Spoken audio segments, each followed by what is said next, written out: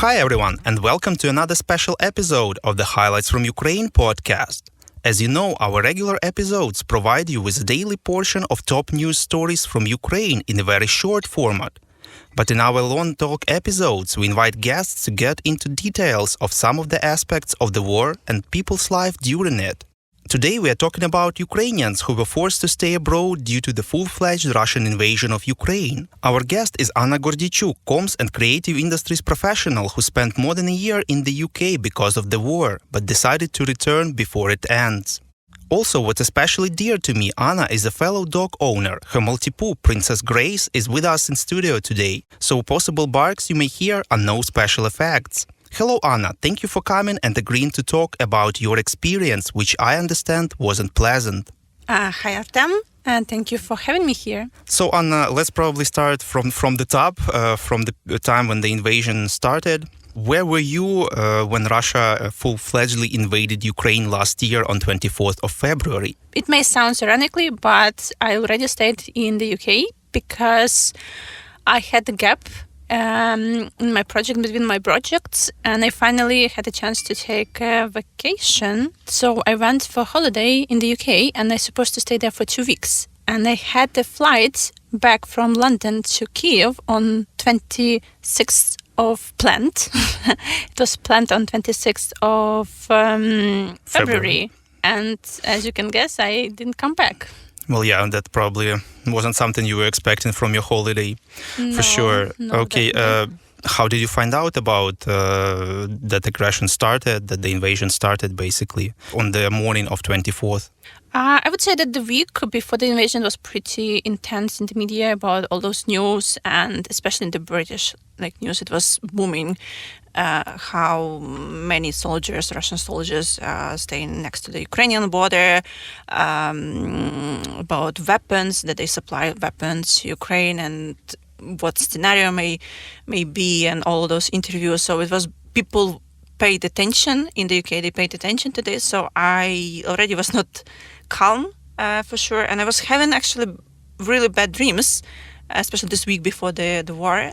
And I would wake up every morning at 3 a.m. ironically again, and to check the news. Is everything okay? Who is online among my friends and all of that stuff? So the day that the full invasion started, I woke up at 3 a.m., which was almost 5 in Ukraine. So basically the time when the invasion started. Yeah, so. Just the clock was exactly the perfect, and I just saw all of that. And the funny part that I started texting my friends, some of them who stayed in Kiev, and my family, a small town in Vinnytsia region. Mom was awake, and she texted me and said it started. Friends, some of them they slept, some of them just woke up and was trying to understand what's going on. And my friend, who is Icelandic journalist, he called me from Reykjavik, and now I understand that he was calling everyone from Ukraine that he knew to inform, wake up, the war started. I'm just he was calling me from Reykjavik. I was like, okay, I know it. Thank you for warning me. I'm in the UK, so. So he was probably afraid for your lives, and your friends. Yeah. What were your first thoughts or actions when you heard that the invasion started? Did you believe it? Yeah, I did believe it because it pretty much real. Before the invasion, what was another reason for them to collect all those soldiers and troops next to Ukrainian border? For me, it felt like just a matter of time. I didn't believe that they would come from all of the directions, especially from the Belarusian side, because it's in the political way, it's way too complicated, and I didn't believe that Belarus would let them cross the border from that side, and that they would reach basically Kiev in a certain way. And at the time, so basically before you left for the UK for this holiday, you lived in Kiev, right? Yeah, of course, I always live. Well, most of the time I live in Kiev. And so you're not expecting that the invasion basically would start so close to Ukraine's capital, right? No, I believe that they would come just from Crimea side and focus mostly on the east. Well, of course, I was scared that I had understanding that they have all those missiles, that because they were always bragging about this in any concert or social media.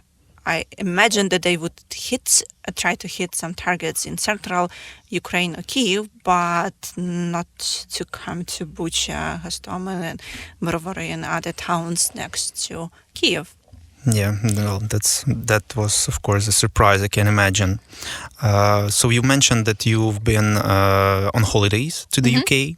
So where did you find a place to stay when you found out about the invasion? And of course, probably there were no flights, understandably, and probably not even a way to return. But where did you stay? How you established basically your life there? That's exactly the situation that I call a Paddington moment, when you stay in the middle of nowhere, in your country, that you just happen to stay with a small luggage that you just packed for 2 weeks, and now you stay there and like, okay, cool.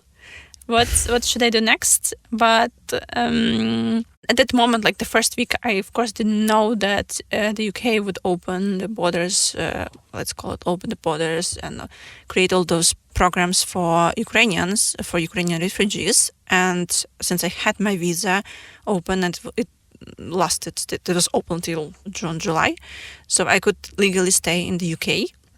I didn't pay much attention to this at the beginning because I know that I legally can stay in UK or Europe.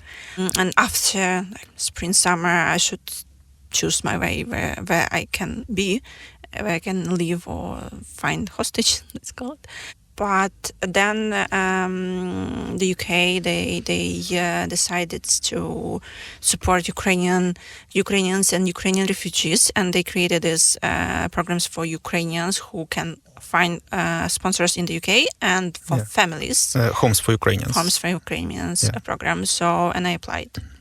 So, but in between the time you found this host family or whoever was it, where were you staying for this period of time? I was staying with my friends. I was staying with my boyfriend. I lived everywhere, so I moved around. I lived everywhere. Just this Paddington moment.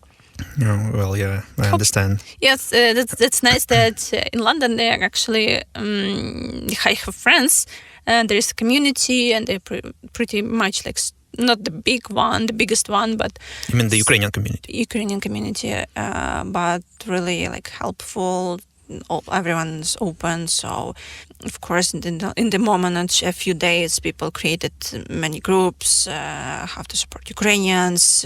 If you need something, you can ask, and someone would help you. So, I didn't worry that much about where I live, what I do, because my focus was on Ukraine and my people there, my family and friends there, and the men of my family, because they all went to defend Ukraine, which is like the first day when it started, and they joined this. How do we call it? Voluntarily defense force, like regional defense force. Yes, exactly. So my focus was on this. I didn't care much where I live, what I eat and what I do. So it just came naturally from friends, boyfriend, and all of the people that cared about me. Yeah, so, well, it's great that you had people to help you out. Okay, what was your life in the UK? You found a place to stay via this governmental program. You had your papers sorted out, at least for the time being.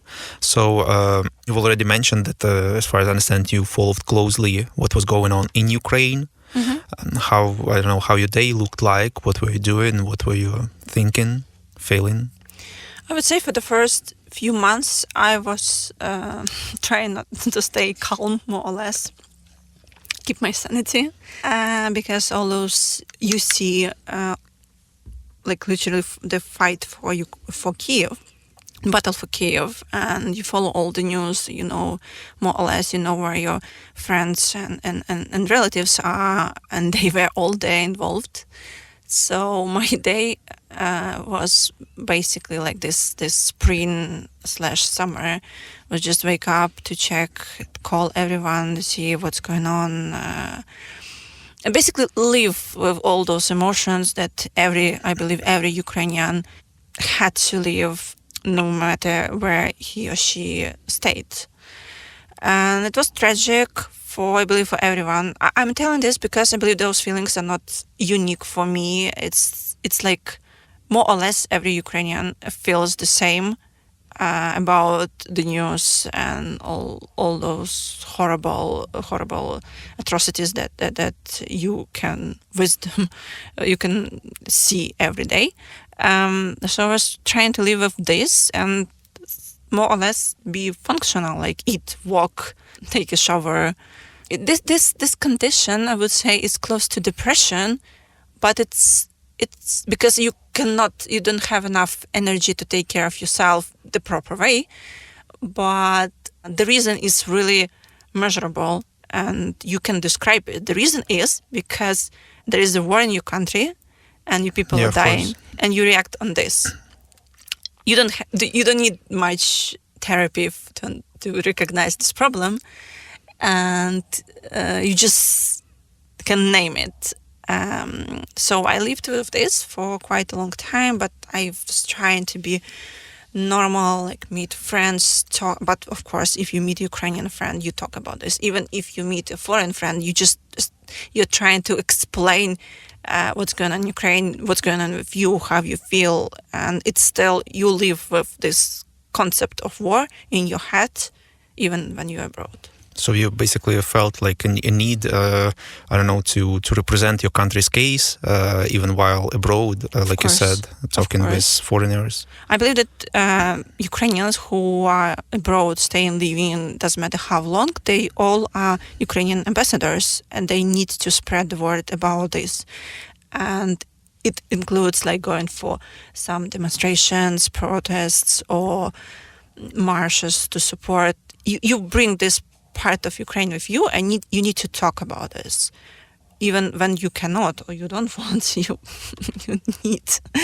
just should talk.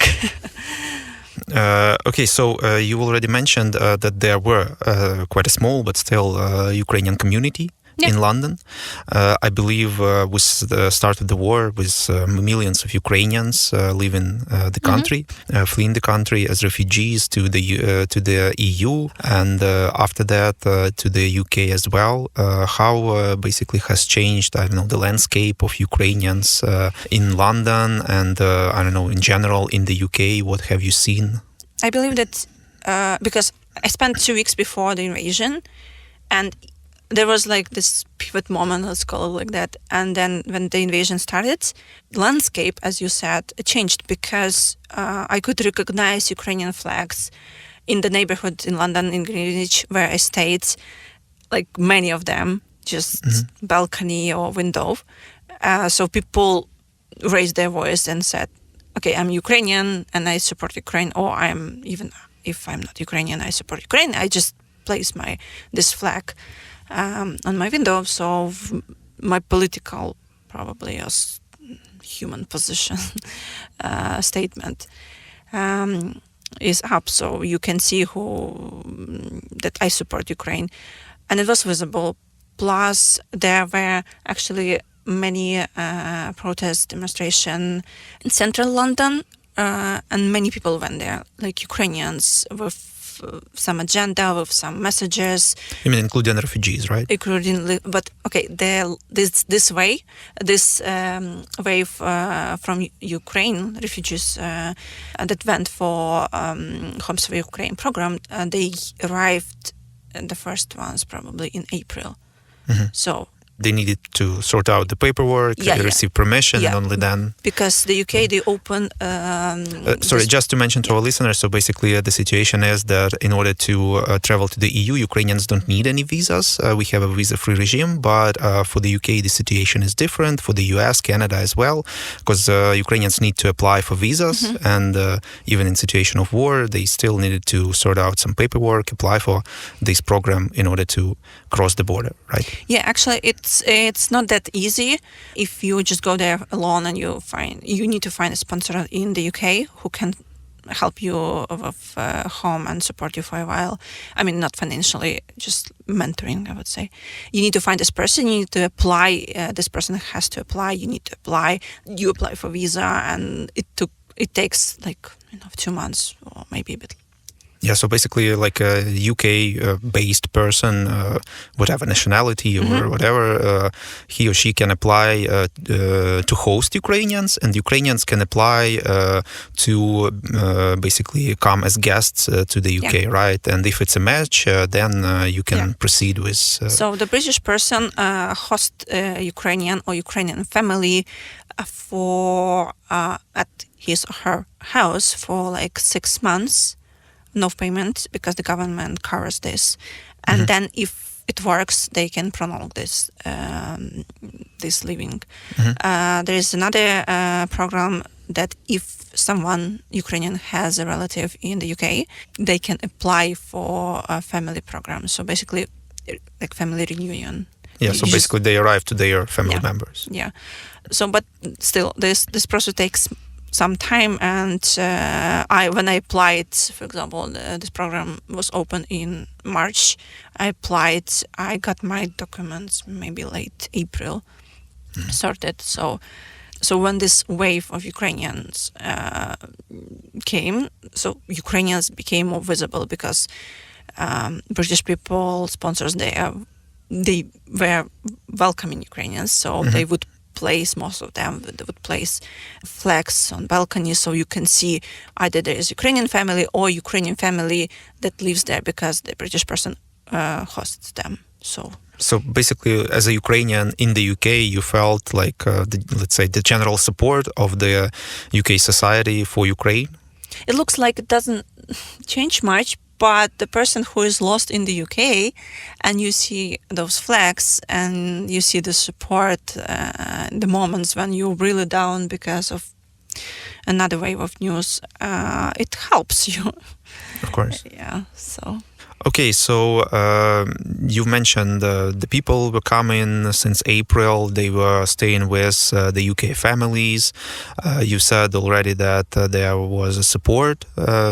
You felt the support of the UK community, let's say, UK society for Ukraine and Ukrainians. Have you been in touch with other Ukrainian refugees who were coming to the UK? Sure. So I ended up living in Leamington Royal Spa. It's a small town in between, next to Birmingham or Coventry, Warwickshire. And for listeners, I have no idea where it is. It's a beautiful place with beautiful parks and lakes and swans. Oh, well, sounds like a good place. It's a really nice place. It's next to Stratford, where actually Shakespeare came, and it's next to the place where Tolkien lived. So you can imagine it's a magical place. Okay. Sorry, but I got you distracted from the topic with my comments. So let's get back to you were living in Leamington Royal Spa. Yes, I believe there before this wave and the war. Not many Ukrainians live there, but there is a strong Polish community and there is a Polish culture center. So when Ukrainians arrived, Ukrainians and refugees, they found a place to get her or have some events at this Polish center and a church, the main church in Leamington. And now they're actually Ukrainian cafe, so all Ukrainians go there for the service, and for food, which is important. And Polish center because we got a lot of support from the Polish people, from small details like advices to they would share food or stuff for kids like strollers and other stuff that families needed. So of course that's digital areas of there is chat for Ukrainians on Telegram, Facebook communities, and mostly people know each other since we all have, like, we go attend the same events, so we see each other, we know each other. Plus, many people, they came to the town. Some of them, they found jobs and like hairdresser, cafes, shops, and you could recognize Ukrainian accent and like hello, hi, or you can just hear Ukrainian language been spoken on the streets. Yeah, exactly. Or swimming pool. Yeah. Okay. So I can imagine you are like talking with people, sharing maybe your stories or how you settled in the UK. Can you maybe share how, in general, people were finding their hosts? Were they all welcoming as yours, or were there like different stories? Of course, all of them, they had different stories. Some Ukrainians, they came there because they had relatives, and mostly families. Like, I know a woman with a child from Odessa. Her sister lives in Leamington, so they applied and they came there as a family and stayed. For the family reunion. Yeah, the family reunion. There were moments, example cases, when Ukrainians would ask... there are like volunteer groups or volunteers who would help with this application, because it's pretty tricky and not easy to apply. It takes one day for sure to apply. So they would help them to find a sponsor and apply for this visa. People, so British people, many of them, they joined those Facebook groups, and they would post like, I'm a British person, I can host a family, or I can host one person, I have one spare room, or I have building for Ukrainian family. So that's how people would find those sponsors. Different stories, but most of them, they came to, many Ukrainians, they came to the UK, not knowing well people from the UK who supposed to host them, just because they were scared and they wanted to feel safe. So basically they were moving in to total strangers. Yeah, Paddington moment again. And they had to stay with the British people. So yeah, family program still works, but it was not that common, because as I said, the Ukrainian community is not that huge to host all the families, but British people are really welcoming, and they would host strangers from Ukraine, and the same Ukrainians would accept this help and stay with strangers just because they needed a safe place to live. Okay, let's make a pause here, and after a short break, we'll return and talk more about Anna's life in the UK. Thank you for listening to the Highlights from Ukraine podcast. We are a non-commercial initiative of just two people, and we need your help to grow. Share information about the podcast, rate us in the app, subscribe to our Patreon. With your support, we are getting better. And we are back with Anna to talk more about her life in the UK. So Anna, were you maybe considering staying in the UK for good at some point, starting basically your new life there? I didn't have those type of thoughts, like I'm staying here forever, because everything was and still is uncertain. You never know what may happen tomorrow. And 1 year ago, I didn't know either. I need to take care of myself in the way, like, feel okay, feel better, like walk at least in the morning or in the evening, because I felt really depressed. Let's call it depressed. I needed to take care of myself, like health, mental and physical, be more social with friends, the Ukrainian community. And when I pass this stage, I will see how it goes, and then start looking for a job or for my place to live, or being like that normal person does. Yeah, basically build your, even temporarily, but still your life in the UK. Still your life in the UK, like in the way how people live. But this time I did spend a few months focusing on being okay, functional, And then I decided that, okay, I need to go for some interviews to see how it goes, because I've worked in Ukraine. I had a nice job. Everything was okay. I have my place to live, my hobbies, my friends, and it was just crashed in one moment because your whole life. Yeah. And you just basically, you like collect pieces of a cup and try to glue them. So I needed some time to understand, get back in this on track on those interview processes, and Ukrainian interview process and the British one. They're absolutely different. You need to have the skill, have to present yourself, have to highlight your experience or your education, just basically like sell yourself in a British way. It takes time. And to learn this, to learn this, have to act, have to present yourself. And by the way, there are many programs, like educational programs for Ukrainians in the UK about this job application process, how to present yourself. I mean, like state programs for Ukrainians. Yeah. The state, they arrange them in every district that's for free, so they teach you how to write your resume, how to reply to the HR manager and all of that. So it takes time.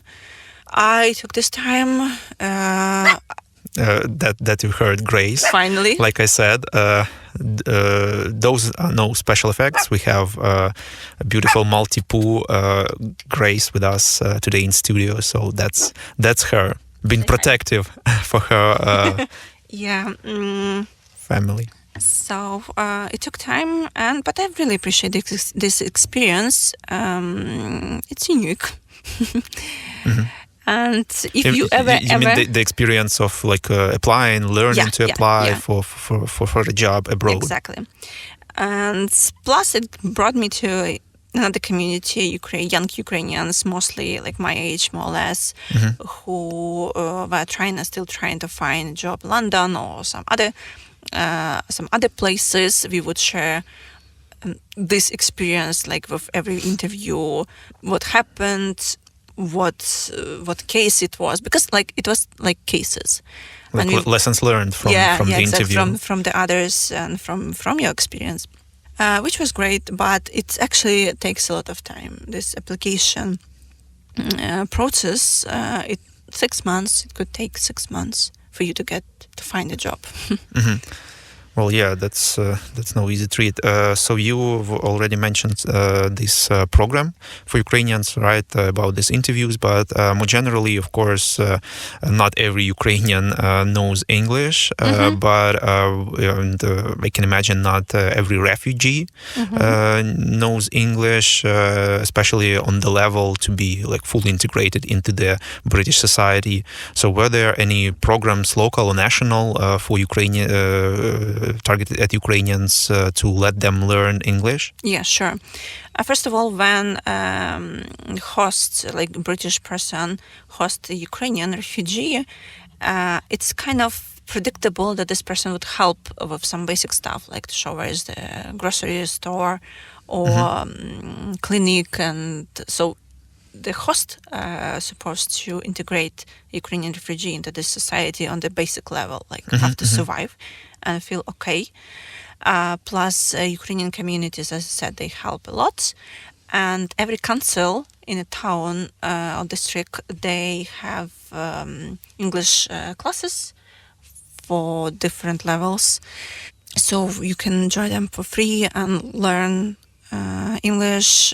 Plus, it's a nice practice when you go out and actually talk and use. So even you were taking some of those classes? No, I didn't. No? I didn't. I just had some online classes for business English because it was more related to this application process. Those classes, but other Ukrainians were using this opportunity. Yeah. Of course. Why not? Of course.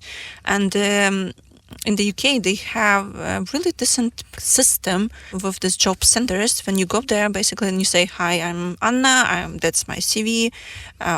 Should I change it?" They take look and say, yeah, you should change it. We can give you an advisor, and you can sit with her or him, and they will advise you how to change it. Work on it. Or, for example, I have an interview tomorrow or in a week.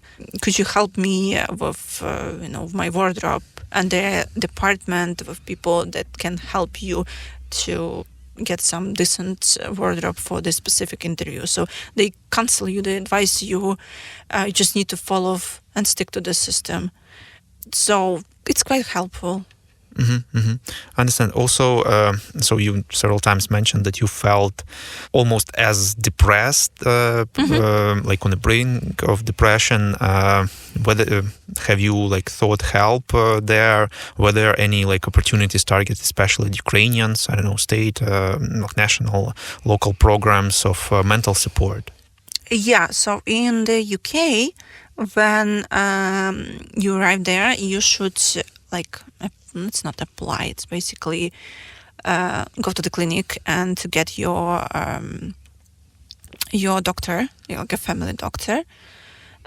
So this family doctor is responsible for your health. If you have if you feel bad, you just go to the clinic.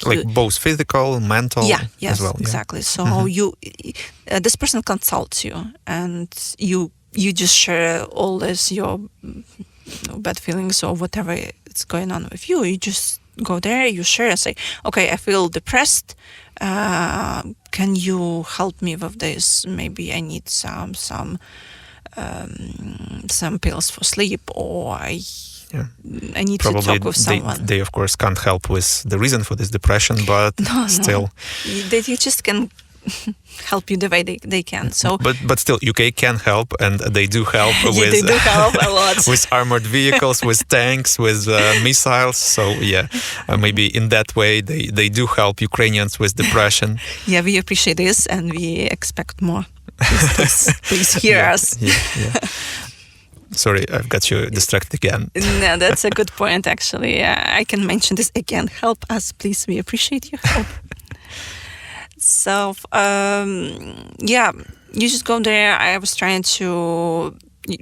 UK provides, I don't know how to call it. It's like the gym subscription, the gym card. Oh, basically to go to train? Yeah, for free.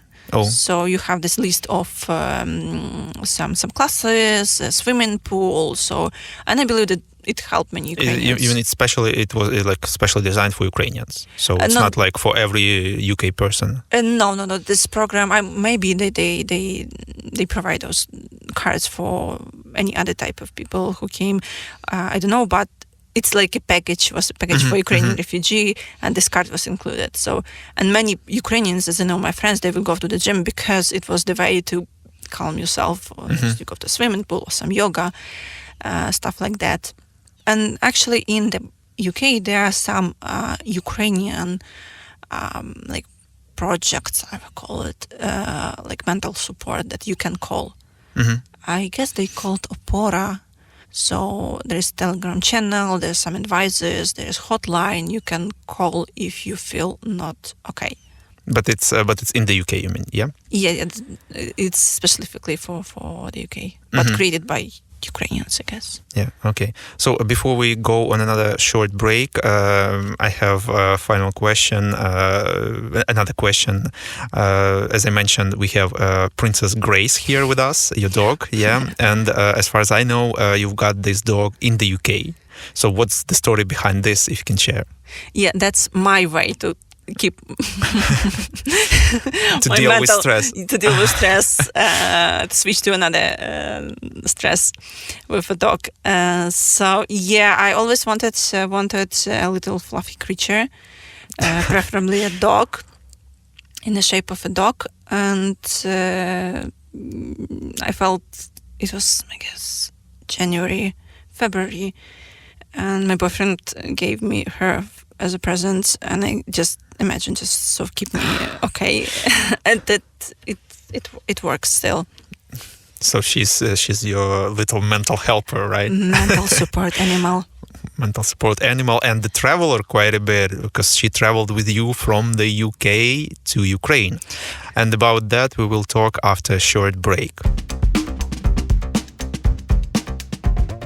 If you like what we do and would like to support us, you can subscribe to our Patreon or send us a one-time tip via PayPal by following the link below. You can also simply recommend us to your friends. Won't cost you a buck, but will help more people to find our pod. And we are back again with Anna talking about Ukrainians' life in the UK. And now we are getting to a point when Anna decided to return to Ukraine. Because, now we're talking in Ukraine. So, yeah, she decided to return. Anna, when have you started thinking about going back to Ukraine?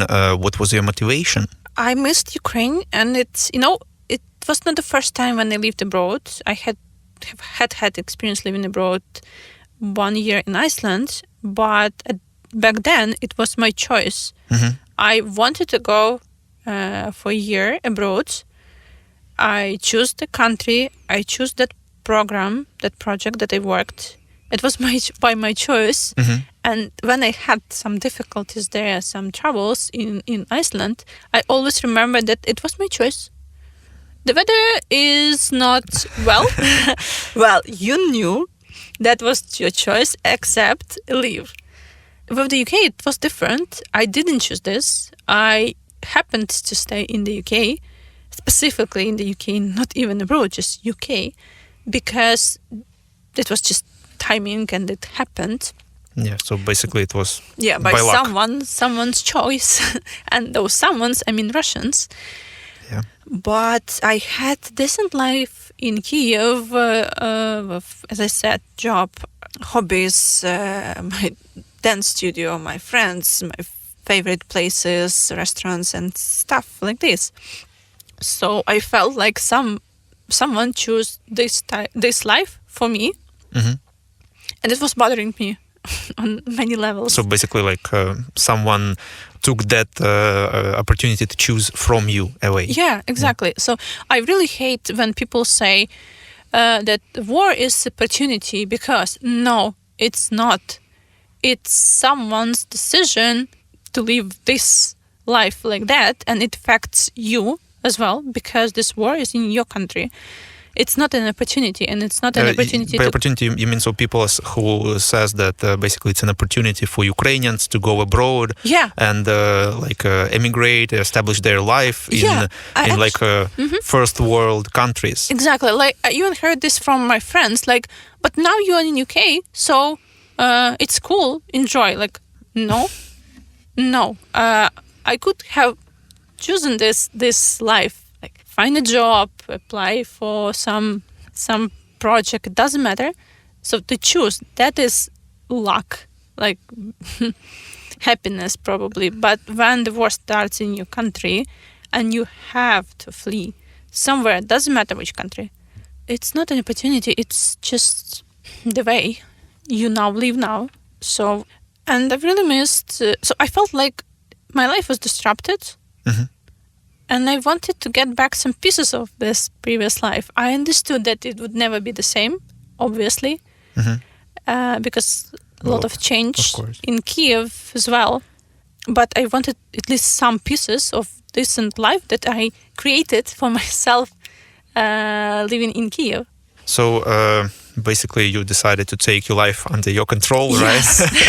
Yes. Do not rely on what Putin decides, right? On Putin decides, or even I appreciate help from the UK on many levels, as we say, and we appreciate this help, and we hope for more. And I appreciate that the UK gave me this chance to live peacefully in a peaceful, beautiful place with swans for a year, and supported me on many levels and gave me new experience, and people were awesome. I could never heard no, and people were supportive on personal level. When you say that you are from Ukraine, even you stay in a queue to get some kebab or stuff like this, and the British person can hear that you are not British, and he or she asks where are you from, and you say from Ukraine, like, oh, I totally support your country, I feel sorry for your people. Or when you walk your dog, and of course there's small talks about dogs. and you start talking and you share these feelings, people listen and they understand. Especially those people, like British people, because they knew how to face the war alone, because they had this in the history. So you mean the Second World War? Yeah, here, I mean the bombing, and especially this district where I live, the Warwickshire. Exactly, Warwickshire. It's next to Coventry, and Coventry was absolutely like vanished because the Nazis just bombed them. And there, I didn't have to explain many moments about what's going on in Ukraine, because when I say Mariupol and when I say the theater, a British person may understand that this like a page from their history when... So they can relate to this. Exactly, they can relate to this. When the Nazi bombed cathedral, temple cathedral in Coventry, and people were hiding there and they just killed them. So there are still walls, like remains of that cathedral, and it's really close, and even visually it reminds them of their history. So I didn't felt that... So I felt like people understand me, but I missed my life because it was disrupted by someone's choice. Basically your life was in Ukraine. Yeah. Okay, so you decided to return. That was in spring, right? This year? February. Oh, February. Yeah. February this year. So basically a year has passed since you left Ukraine. How did it feel to come back? What has changed? What you've noticed? I imagine a lot, of course. Of course, a lot. First of all, I had a tricky way to go back, because I came from Ukraine and I spent 3 hours on a flight from Kyiv to London, and I'm in UK. Yeah.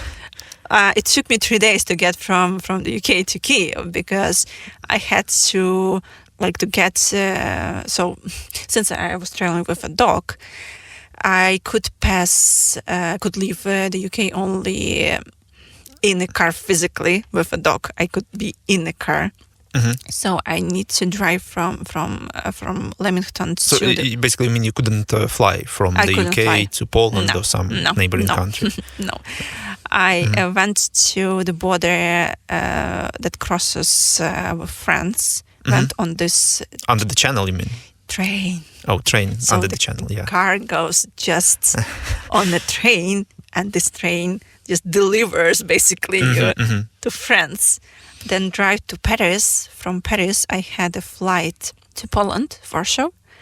With your dog? With a dog. Yeah. In a cabin. So. Oh, so it was allowed. Yeah, it was allowed because she's a small one and she could be in her luggage, luxury luggage. I went to Warsaw, and from Warsaw it's on a train. So I wanted foreigners, they understand that you can get in Ukraine or out of Ukraine. Only like the ways are just train, car, bus. Yeah, land routes. Yeah. And then 12 hours train. To Kyiv. To Kyiv. And I came back, and it was late March. Our way, basically when we were traveling in Ukraine already, close to Kyiv, we passed small towns next to Kyiv, like Bucha. You mean the ones that were occupied, of course? Yeah, I believe the name Bucha, all our listeners know. Exactly. Notoriously. And we could see like burnt cars, like those layers of cars that everyone can see in every picture from that when you Google Bucha or Irpin, just everywhere next to those trails. So we could see this already. And then I came to Ukraine. I live in the neighborhoods where Russians hit. They're supposed to hit a plant, but of course it was always a residential building, as usual they do. On my, like in taxi, not in the car, I was passing that neighborhood, my neighborhood basically, and I saw this building. So I prepared myself for that because I knew that when you see the picture, you understand, okay, that's your neighborhood or that's a small town next to Ukraine. You know those places because you walk there, you live there. Yeah. But when you see this with your eyes, it's completely different than the picture. And the impression is because you feel more deeper. You feel like, I know, I was furious on some unknown level for me before. Because you basically witnessed it with your own eyes for the first time, and basically those pictures that you've seen in the news and all over the internet, they came alive. They are for you. real. You can see this real. Because when you see the image of something that happened, it's still, there is some barrier that, because it's a picture. When you are there and you see stones, bricks, or crashed windows next to you, it's another type of experience. Yeah, of course. So after you returned, Russia, early May, Russia started to launch missile attacks almost daily, or should I say nightly? Almost every night they try to target Kyiv, and of course Ukrainian air defense works really. Glory to them. They do a tremendous job of keeping us all safe, but still that's no easy treat to do it, and for Ukrainians to live through this. So were there any point at which you thought maybe that you came back too early, or you should have decided to stay in the UK because of that? When I came, it was like Sunday evening, and I guess on Monday, so my mom came to visit me and stayed with Grace and helped me with some basic stuff at home. The next night, Russians, they sent Iranian drones. And there were explosions in my neighborhood, quite loud. So Grace got scared, and I was like, welcoming, just welcoming me. Awesome, all those flashes and lights and the sound, just welcoming Russians, so welcoming me. When I panic, I make jokes. As many of us do. Exactly. So Ukrainian sense of humor is kind of a unique phenomena. I still again, I prepared myself for this. So the war is still on, and Russians are going crazy more and more, as we can see with all those it's called activities, atrocities that they did. I prepared myself that, you put yourself in danger, but that's your choice, and you put your dog in danger, but bringing the British dog from the UK to Ukraine. But that's your choice, so live with this and try to find your way how to live with this. But May was extremely horrible. We had, as I do remember, only 5 quiet nights in May. Yeah. So 31 days and we did, only 5 quiet nights when Russians slept, I guess, and let us sleep. But doesn't mean that they were not shelling other towns at that moment. Because of course we're speaking about Kyiv. Just Kyiv. And I believe that the second week in May was extremely horrible because they were shelling us with kinjals or something. Hypersonic missiles. And there were explosions in my neighborhood, like really loud and really close. I was sitting in a corridor with dog and just cursing Russians. I know some people say that it's not good for aura. I don't know. It helps me. So don't worry. Nothing like that in this podcast. Whatever works for you works for us. So don't worry.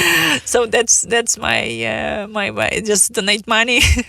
when you survive, you donate money to the army, and you try to sleep for 1 more hour if you're lucky. So, or go and clean your kitchen. May was horrible, honestly, scary, horrible, tough, because besides the fact that there is a threat of for your life, we couldn't sleep properly. And when you don't sleep a few nights in a row, you feel like a jellyfish. That's how I call it. Exhausted. Your brain is just like, sorry, I'm out. I cannot help you with boiling water for your tea. But you need to be functional. You need to go for work or work from home, buy some groceries, walk your dog, take a shower. Again, just be person who lives this life the way you can. I do not regret, because every time, of course, I'm scared, of course, sitting in the corridor, knowing that it's, in case there is a drone, you have a chance to survive. In case there is a missile or some, I don't know, whatever they use, there is no way that maybe a miracle happens and you survive some under the rubbles, but not that much chances. But it makes me more and more angry, because it's like, when the more they push, the more angry I get. So Yeah. So you answer like with your dedication to, I don't know, sending negative vibes towards Russia. That's your response. Yes. And donating to the army. That calms me. That's my mantra. Yeah. Okay, so on this, even though complicated, but I still believe uplifting note, we end for today. Thank you, Anna, for sharing your story, for sharing your experience, which, as I mentioned before, is not an easy one. And of course, many Ukrainians can relate to your experience. You can relate to theirs. We all live through quite a difficult time, especially here in Ukraine, but also those who are living abroad, even now, they of course still get the feeling of they follow what's going on in Ukraine, and of course it's not an easy journey for them as well. Thank you again. Thank you for coming to our podcast, and goodbye, everyone. Thank you. We would really appreciate if you could recommend us to your friends and family, as well as share information on social media. This way more people would learn about the highlights from Ukraine and the truth about Russia's invasion.